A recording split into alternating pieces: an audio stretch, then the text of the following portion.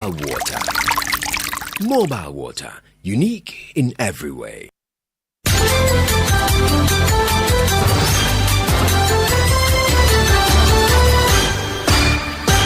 Five days to the 2025 Joy News Impact Makers Awards this Saturday, June 28.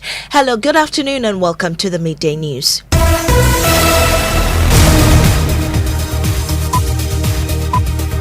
The news is live on Joy 99.7 FM and hits 103.9 FM in Accra, on Love 99.5 in Kumasi, myjoyonline.com. We're also live in all 16 regions of Ghana via various affiliates, live on X Spaces and Facebook. The Midday News is supported by Petrosol Platinum Energy, energizing dreams coming up. Over 200 former MMDCEs meet Dr. Bawumia today as the race to lead the NPP heats up with 7 months to elect the party's flag bearer. We'll take you live to the Lisa Hotel in Accra, where the meeting is currently taking place. Also coming up, demolition of weak and dilapidated buildings underway across the Cape Coast metropolis after collapse of an old story building which killed 2 persons. Most of the buildings are ancient buildings, so we just have to talk to them to ensure that their burden is demolished. And that is how come we are trying to demolish most of the buildings. We have details of that also coming up in sports. Ghana Police Service issues strong warning to hooligans in a bid to halt violence in Ghana football. And later in the bulletin, the EcoBank Joy News Habitat Fair Clinic at the Achimota Retail Center ended on a high note marked by cheerful faces, impressive sales, and deeply satisfied patrons. I've been saying wow, like you're an ambulance. These metal doors on the second hand, oh my goodness. Wouldn't have come this time around if you are not soliciting or getting any good something in return. It has been a massive change since we personally enjoy. These and more with me, Maame, Nyamekye, Thompson, Joy News, independent, fearless, credible.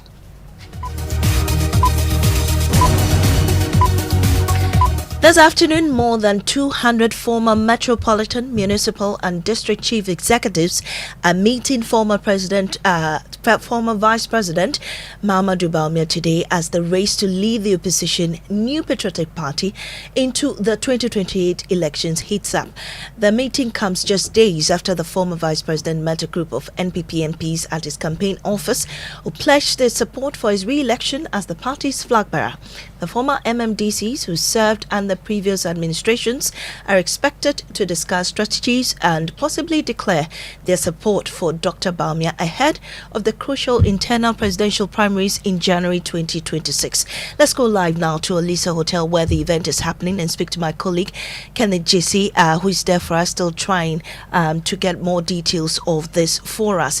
And we understand that these 200 former MMDCs are there to also declare their support for the former vice president.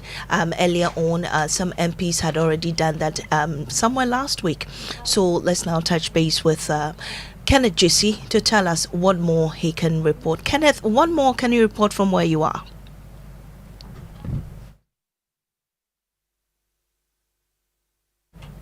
Kenneth, can you hear me?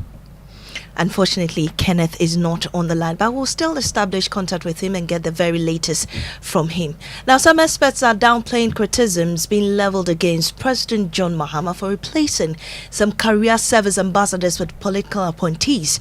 Former Deputy Foreign Affairs Minister and Abirim MP Charles Oredu is amongst the tall list critics who raised some concerns amid the announcement of President Mahama's first batch of 15 ambassadorial appointees, which includes former Kumasi Mayor Kojo Bonsu, ex-KNUST Vice Chancellor Professor Kwesi Obridanso, and actress Kalsum Sinari Bafo. Oredu voiced his concerns in a statement on social media platform X, questioning the rationale behind sidelining experienced diplomats. Charles Oredu in the tweet said, quote, "These 3 ambassadors, Vivian Kafui Asempapa, Senegal, Matilda Alomatu, Austria, and Regina Apia Sam, Spain, were recruited into a Ministry of Foreign Affairs under President Jerry Rawlings and Foreign Minister Victor Gbewo in 1999. By dint of their hard work, they rose through the ranks and were commissioned as ambassadors by President Akufo-Addo in November 2024 after 26 years working at the Foreign Ministry. They have been at post for just about 6 months as ambassadors. These are some of our finest foreign service officers. Why have new names with their replacement been submitted by President Mahama? What is their crime? These are career officers for Christ's sake, he said. However, some experts have downplayed the concerns, adding that the appointments are solely the prerogative of the president. Listen to senior lecturer and research fellow at Legon Center for International Affairs and Diplomacy, Bonnie Yao Gebe, and former career diplomat Michael Yao Ofe. We have career diplomats who have served this country, some of them 30, 40 years before even they are appointed as ambassadors or high commissioners. That is to the benefit of the country, and for that matter, this country. But political appointments, not necessarily because of their political affiliation with the government in power, but maybe because they have the requisite experience as well, so they can serve the nation or our country in this regard. Mind you, it also depends on the country they are being posted to. Sometimes even the language is considered, the religion is considered, political affiliation is considered. So all this comes together which lead us to the appointment of a particular individual. So if you are talking about the list that has come out, the 16 individuals who have been appointed, that is the prerogative of the government. We can continue to analyze whether somebody is qualified or not qualified. At the end of the day, our discussions will not lead to any kind of elimination from the list. I only pray that the government will continue to do the best for this country in terms of those who represent us. Political appointees are normally ambassadors. As I said, this is the prerogative of the president.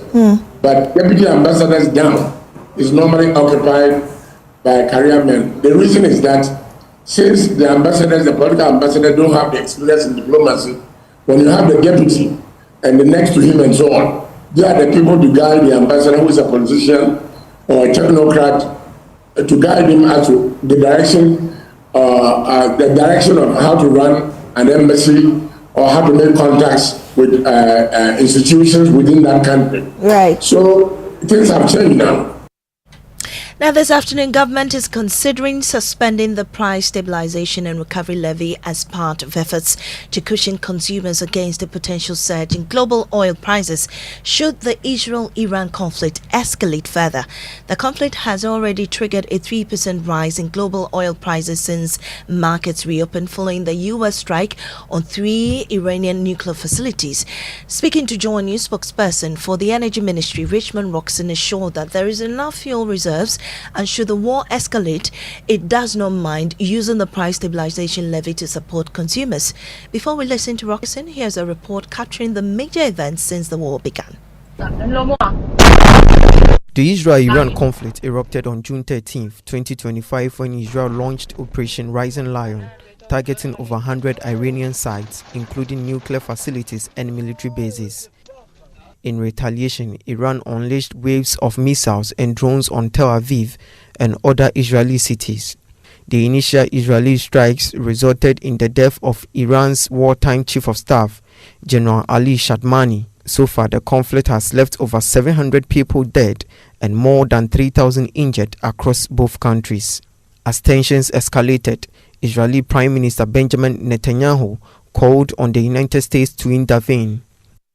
Tonight, I can report to the world that the strikes were a spectacular On June 22, the U.S. formally entered the war under Operation Midnight Hammer, deploying bunker-busting bombs and cruise missiles to strike key Iranian nuclear sites. The American intervention has drawn sharp condemnation from global powers, including China and Russia. In response, Iran has threatened to close the Strait of Hormuz, a strategic waterway through which approximately 20% of the world's oil supply flows daily, raising fears of major disruption to global energy markets. But the spokesperson for the Energy Ministry, Richmond Roxon, assures that the government is putting measures in place to reduce the impact of the war on the economy. As we speak, we have enough wells in the country to ensure that in the immediate term, we don't have any shortage of fuel on the local market. We have enough reserves to take us between 2 to 3 months.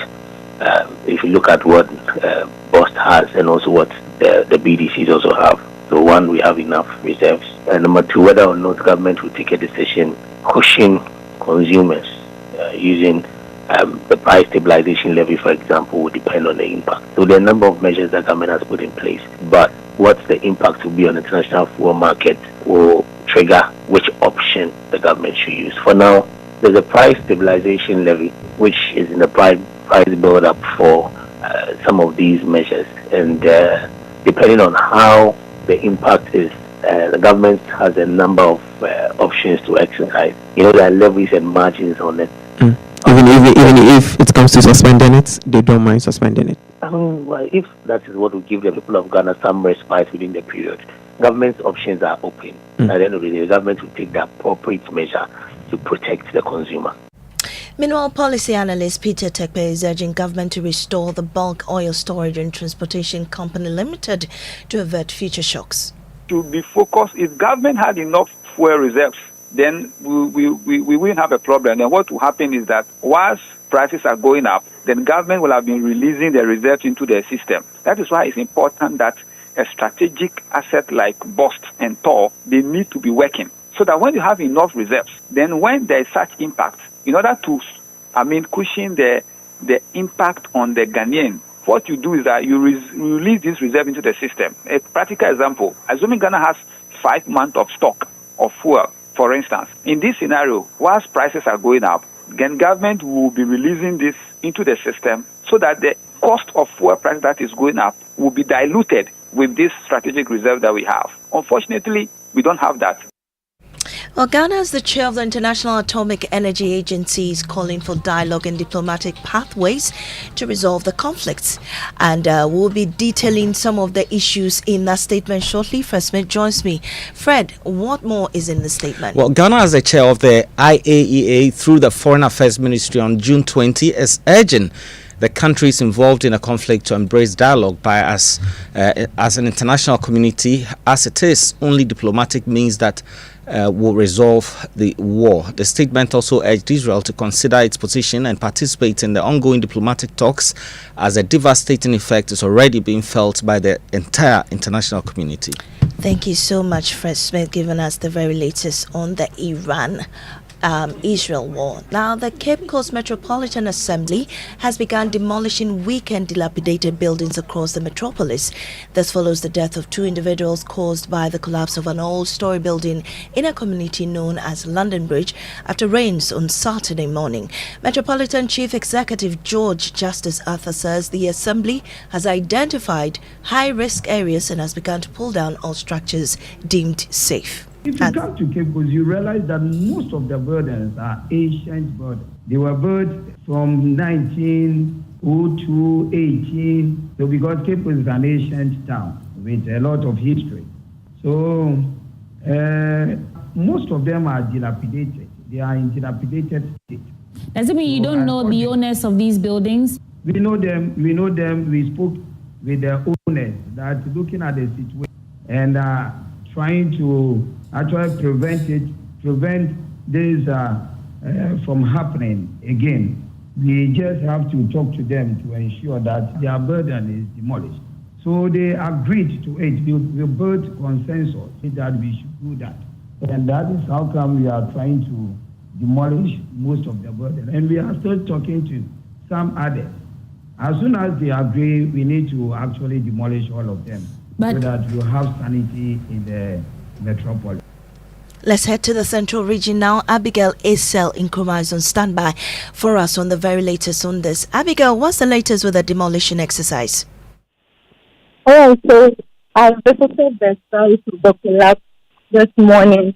We had an intel that the regional fire commander, ACFO Mary Asiga Mensa, and her team will be arriving on the site to assess the situation. They did just come to see how everything is going.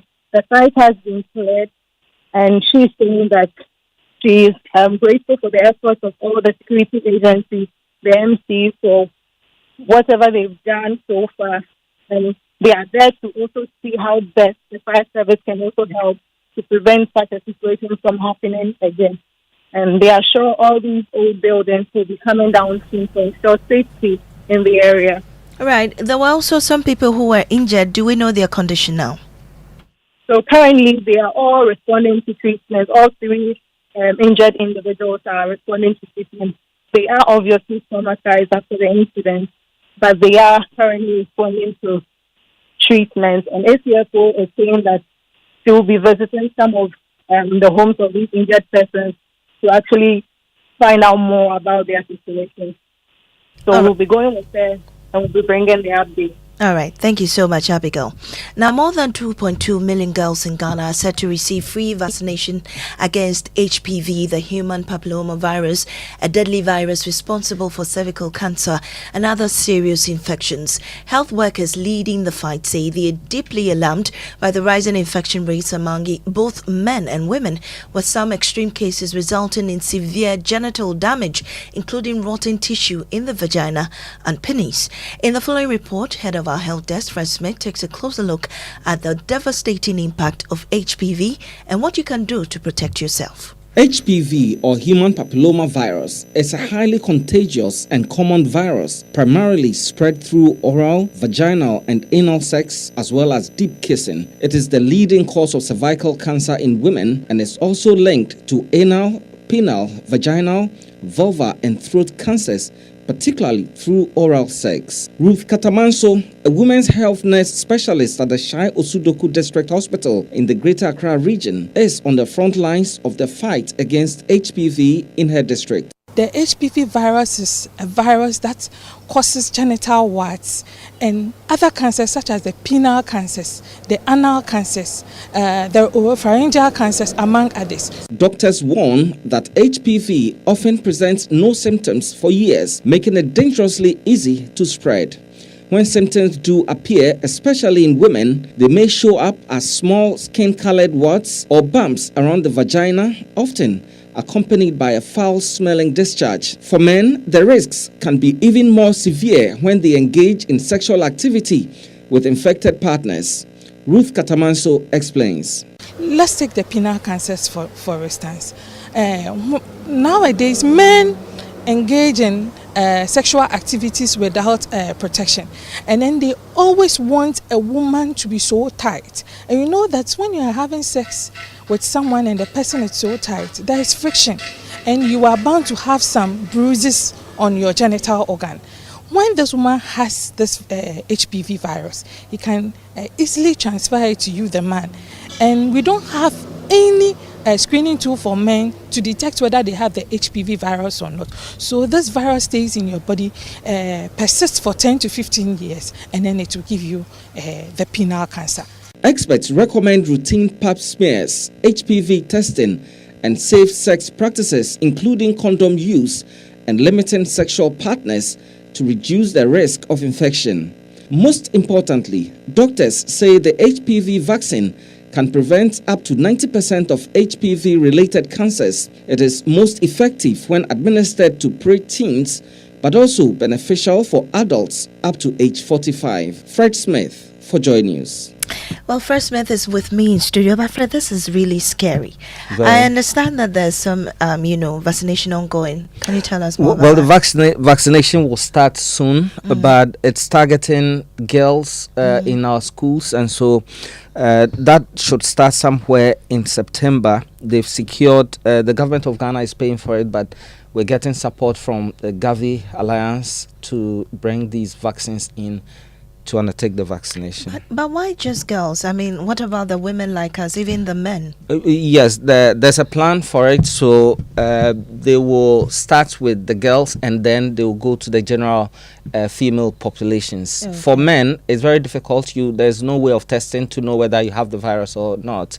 And so they encourage you to practice safe sex. Right. Thank you so much, Fred Smith. Now, moving on, aspiring president of the Ghana Journalists Association, Charles Yao Mausi, has launched a strong critique of the current administration, citing weak financial accountability and poor handling of press freedom violations as major setbacks in the running of the association, or the Ghana Journalists Association. Speaking on the Pulse on the Joy News channel, he indicated the current leadership had failed to provide innovative solutions to meet the needs of its members. Charles Yao promises to introduce a nationwide journalist welfare policy and review the association's response to legal cases involving attacks on journalists. Let me start with the first question first.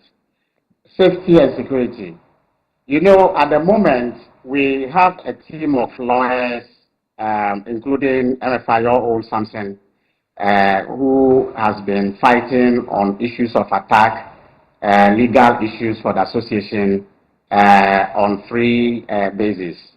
They are not paid. We need to commend them. But beyond this team of lawyers, I think we need to review the work that Thompson and Co have been doing, what is working well for the association as far as their work is concerned, where are the gaps, what do we need to do. On top of my head, before even the review, I foresee that there is a need for us to expand that and turn it into a committee that has to be working regularly with a desk officer. And this desk officer would follow up on each case day by day and report to us, whereby we have to follow up with action. The current president of the Ghana Journalists Association, Albert Kwabena Jomfo, disagrees. He says under his watch, the association has become more responsive to the needs of its members. We've done a lot over the past 3 years. We've built the foundation, a very good foundation. We've enhanced the image of the association.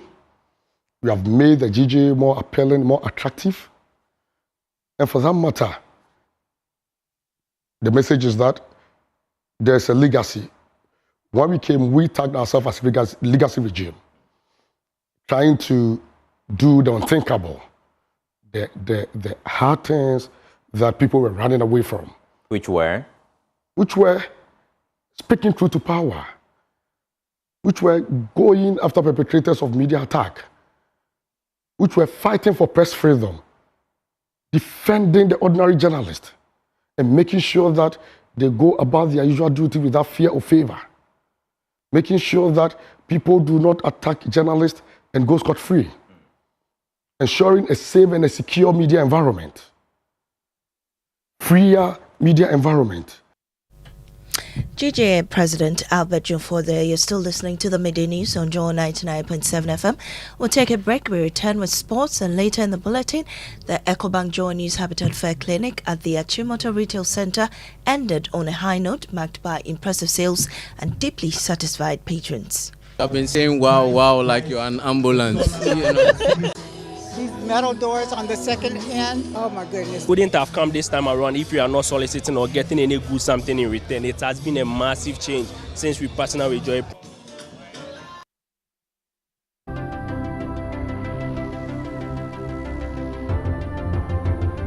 When budgets are tight and money difficult to come by, you want to be sure you get the best value for your money. These are not times to be spending money fixing expensive engine problems because of cheap fuel and lubricants. Drive to a petrol source station today and buy your quality fuel and lubricants, and rest assured of fuel that lasts long and lubricants that prevent expensive engine problems. Hear the sound. Petrosol, clean fuel in full quantity. When I wake up in the morning, I brush my teeth with Kale Charcoal toothpaste. This gives me confidence all day. Anytime you meet Amma, don't be surprised I smile showing my beautiful white teeth, because I don't have cavity thanks to Kale Charcoal toothpaste for its natural charcoal properties. In fact, we are like twins. I can't go without my Kale Charcoal toothpaste. That be why I dey use Kale Charcoal toothpaste morning and night when I dey go bed safe. It dey make my teeth white when it dey comot every scent from my mouth inside. My confidence level they go up, so I dey show my 32 teeth all. Introducing the Kale Charcoal toothpaste, formulated with activated bamboo charcoal powder, ensures whiter teeth and removes bad breath. The strong natural property of the activated bamboo charcoal removes bacteria, absorbs surface stains on our teeth caused by coffee, wines, and tobacco. Welcome, Kale Charcoal toothpaste. Kale Charcoal toothpaste, Sankofa Yenchi. Kale, happy smile. This advert is FDA approved.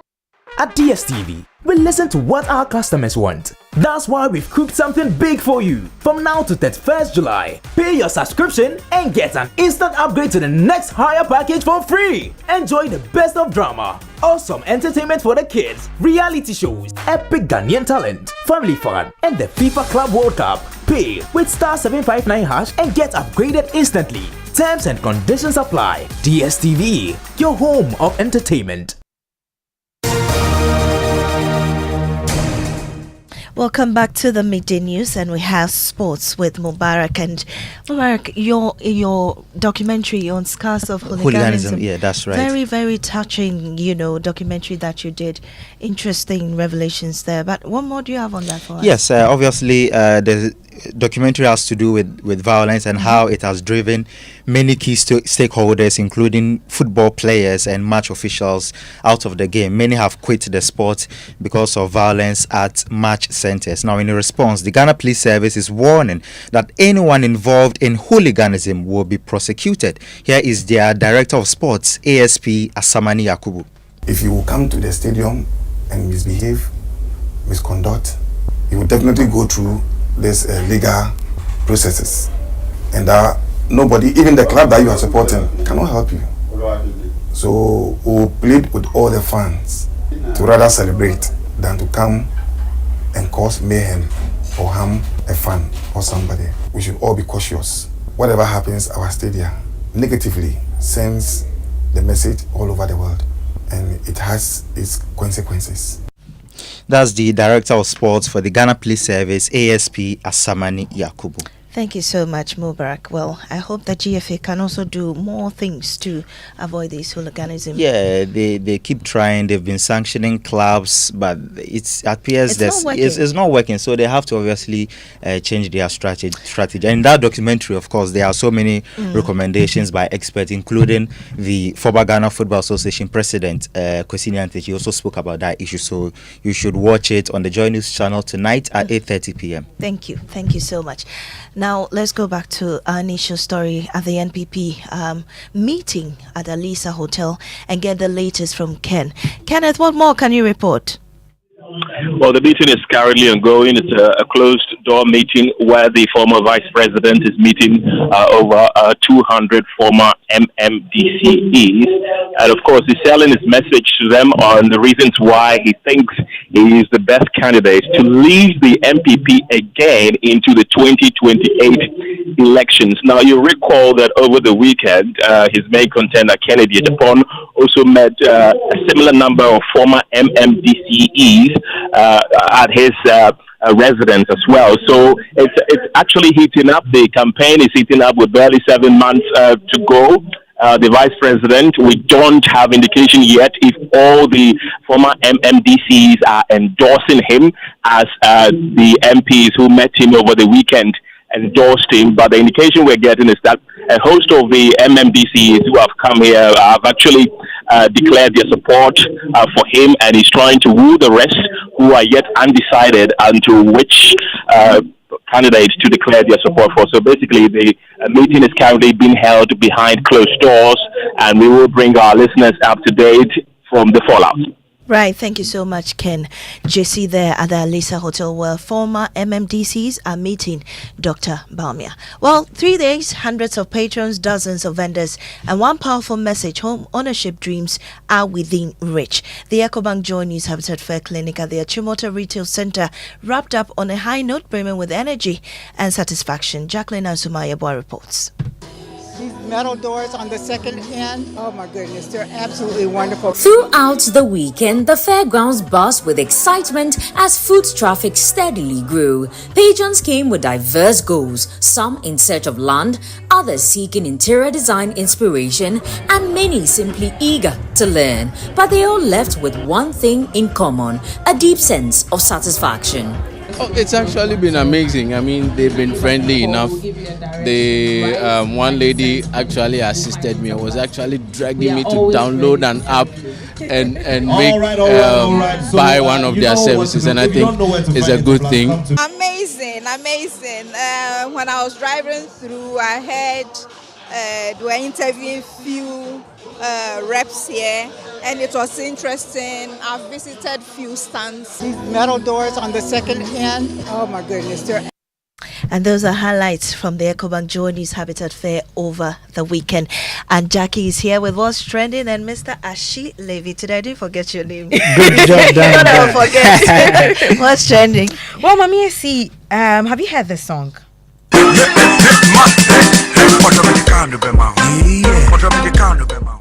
Yeah, you remember it, right? Oh, of course. No. But Macy, guess what? There's a heated argument on social media, which is who is the real king of Azonto? Is it Gasmela or Guru?